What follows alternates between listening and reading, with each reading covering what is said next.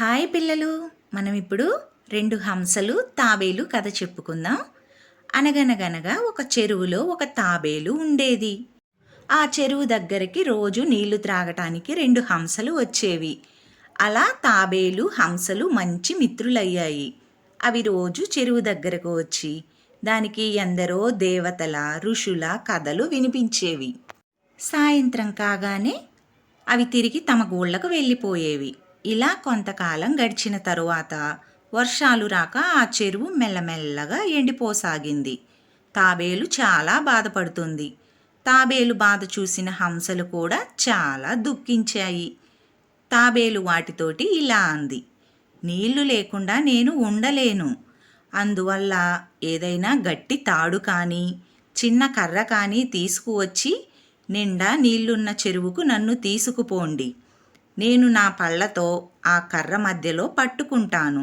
అప్పుడు మీరిద్దరూ ఆ కర్రను రెండు వైపులా పట్టుకొని నన్ను ఆ చెరువు దాకా తీసుకుపోండి అని అంది. ఆ మాట విన్న హంసలు ఇలా అన్నాయి: మేము అలాగే చేస్తాం. అయితే నీవు దయచేసి దారి పొడవునా మాట్లాడకుండా ఉండు. మాట్లాడితే కింద పడిపోతావు. జాగ్రత్త. తాబేలు చెప్పినట్టుగానే హంసలు రెండు ఒక కర్ర పుల్లను తీసుకువచ్చి తాబేలును గట్టిగా పట్టుకోమన్నాయి. తాబేలు గట్టిగా పట్టుకుంది. రెండూ కలిసి ఆకాశంలోకి ఎగిరాయి. అలా ఆకాశంలో ఎగురుతున్నప్పుడు కింద ఒక పట్టణం ఉన్నట్లు తాబేలు చూసింది.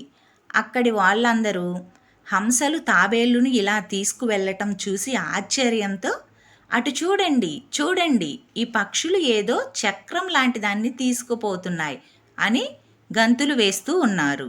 వారి అరుపులు విని తాబేలు నోరు తెరిచి ఏమిటి ఈ అల్లరి అని అంది. ఆ మాట అనటం పూర్తి కాకతలికే కర్ర నుంచి జారిపడి కింద పడి చనిపోయింది. తాబేలు చనిపోవటం చూసిన హంసలు ఏమీ చేయలేని నిస్సహాయ స్థితిలో ఉండిపోయాయి. అందుకే అంటారు, మిత్రులు మాట వినని వారు తాబేలులాగా నశిస్తారు అని.